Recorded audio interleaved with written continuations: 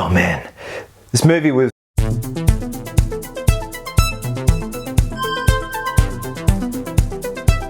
What's happening, my fellow geeks and geekheads? Welcome to a brand new episode of Cosplay Chris, and today it is a spoiler-free review for Matt Reeves' The Batman. The film is finally here, geeks and geekettes. I still remember like it was yesterday. It was 2 years ago when we got that first initial footage of Pattinson in the bat suit doing a testing the suit out, and I thought this looks like it's going to be something special. So again, this is just going to be a spoiler-free review. Initially, I was going to do a right out of the cinema reaction review.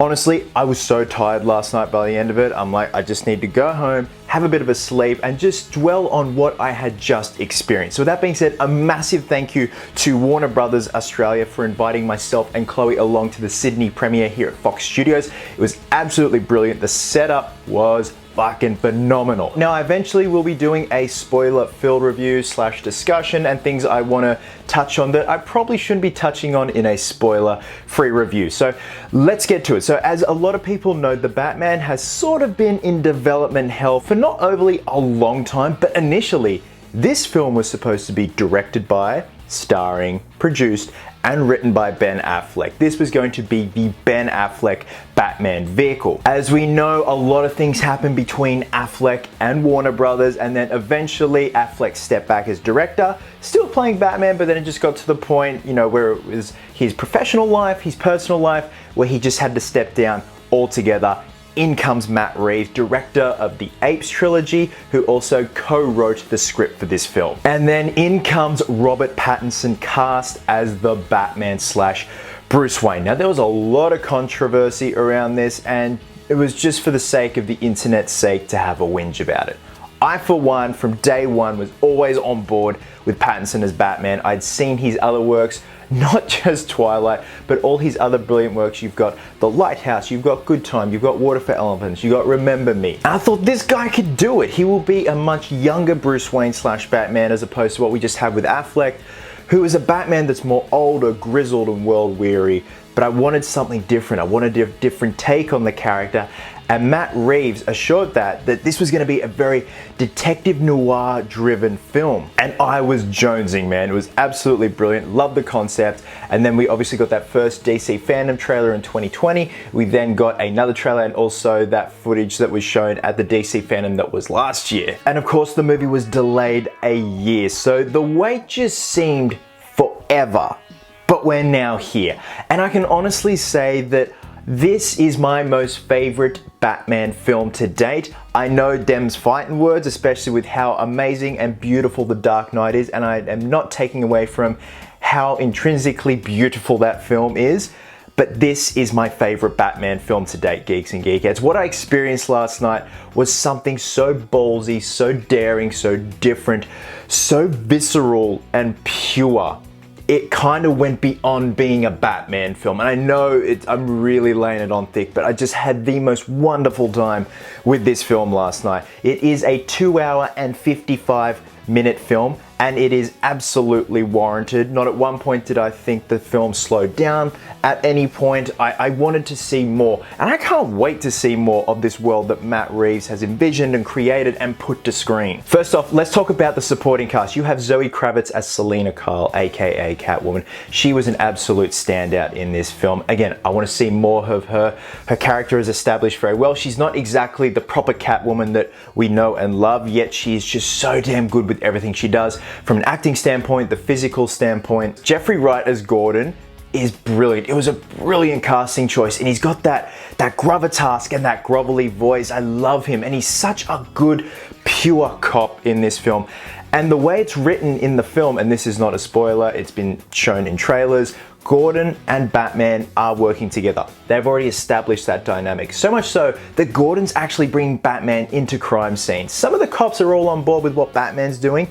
Other cops aren't so sure. They're literally like, Jim, who's this guy? Why are you bringing this guy into crime scenes? We then have a very unrecognizable Colin Farrell as the Penguin, aka Oswald Cobblepot. The makeup by Mike Marino, I really do hope gets nominated for an Oscar next year because it was flawless. Colin was buried under that makeup. His voice was buried within Oswald Cobblepot. It was just absolutely mesmerizing to see on screen. His mannerisms, everything.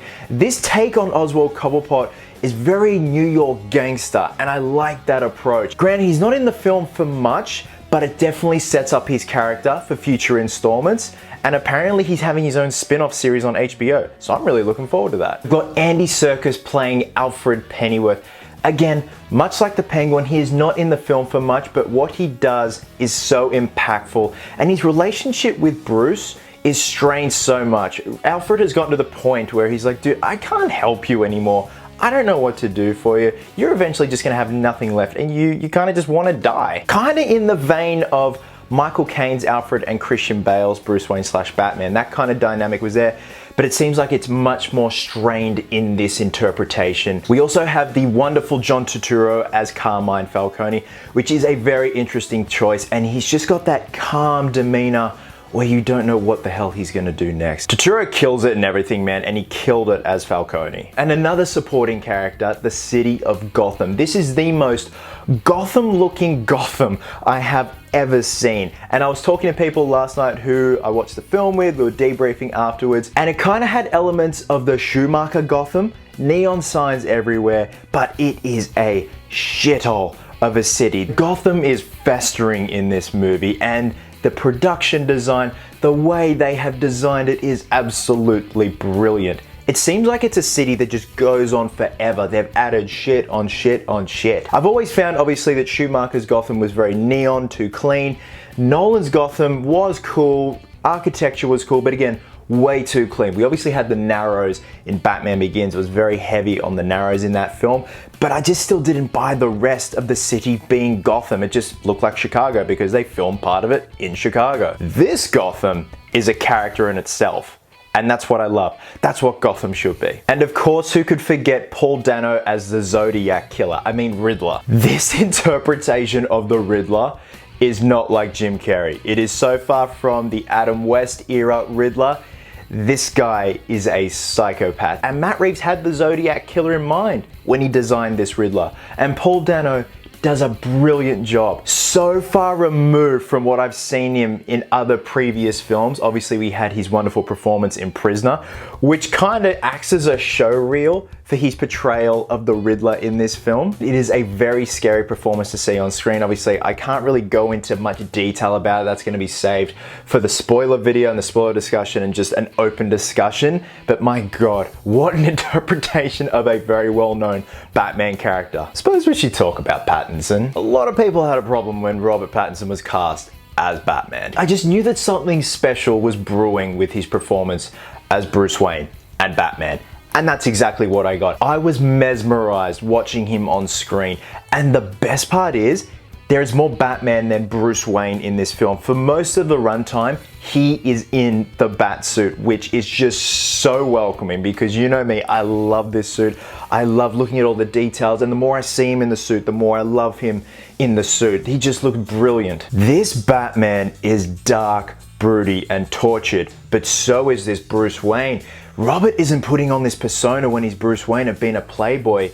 He brings that Batman persona into Bruce Wayne, and it's where those lines blur, where you think, where's the start? Where's the end? He doesn't have an off switch as the Batman in this film. He is consumed by it. Now, he doesn't say much in the film, which I think is a brilliant idea.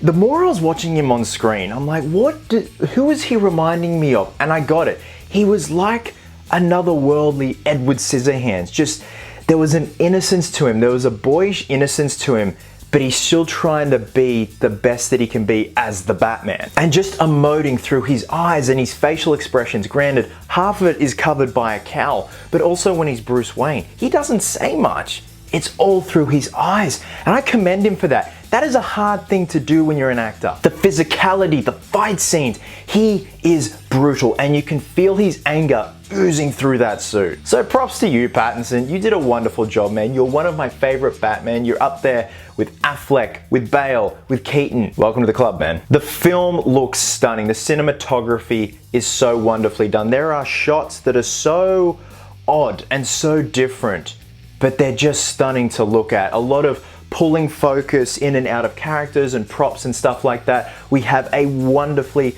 gothic haunting score that is accompanied by a Nirvana song, and it just fits so well. The action and the fight choreography is something so different, where it's just tactile. And what also, backtracking to Pattinson's Batman, he's so tactile, but he's so brutal, and he's also very clumsy. There are times where like he kind of trips over and he gets his ass handed to him when he takes on a bunch of guys, and I love that. It just makes him all the more human, and that's why I love Batman. He's trying his best without superpowers. Now, I didn't touch on the plot at the beginning of this video. I just wanted to get into the cast and stuff like that, but spoiler-free, basic premise. Batman's just essentially trying to track down the Riddler, and the Riddler's kind of trying to track down Batman. And it's funny, they are so highly intelligent, the pair of them. Batman gets it, Riddler gets it, and every time a riddle is explained to Batman, he gets it straight away. You see him as the world's greatest detective in this movie. It's brilliant. We finally get a Batman that's doing detective work. Not like a couple of minutes of detective work and then the director's like, that'll do, that'll do. No, this is a detective-driven film with elements of Seven and Saw. Yes, I just said Saw. The Riddler's fucked, man. So guys, I could blab on and on and on, but what I experienced last night was a Batman movie that I've been yearning for years. If this means that this is going to be a continuation of these characters in this world, I'm all for it. Granted, I'm very sad we're not going to see any more of Affleck's Batman after this year with The Flash. I wanted to see that solo film, but if this is what we got instead, I'm all for it. It was wonderful escapism. It's a detective-driven story with elements of Saw, Seven, very David Fincher vibes. The world of Gotham is beautiful and disgusting at the same time. Pattinson killed it as the Batman. I can't wait to see more of him. It's a Batman film with balls, man, and with that, I'm gonna give the Batman 5 geeks out of 5. So guys, when you have seen the Batman, drop a comment below. Let me know your thoughts. If you haven't seen the Batman, stay out of the comments, man, because someone's probably going to drop a spoiler. So guys, I do apologize for the impromptu setup. I'm standing up. Usually I'm sitting down. I dead set have the Pattinson Batsuit scattered out over the table at the moment. I've got the Pelican case that comes in right in front of me. I have a box full of promo stuff for the Batman that I'm actually filming today and tomorrow. And apologies for not putting up my initial reaction video straight out of the cinema. I was so buggered by the end of it because that film was an event and an experience. I just needed some sleep. Guys, wherever you are in the world, please have yourselves an absolute cracker of a day. I hope you're well, hope you're happy, be merry, be silly. And until next time, geeks, please always remember, cosplayers do it best.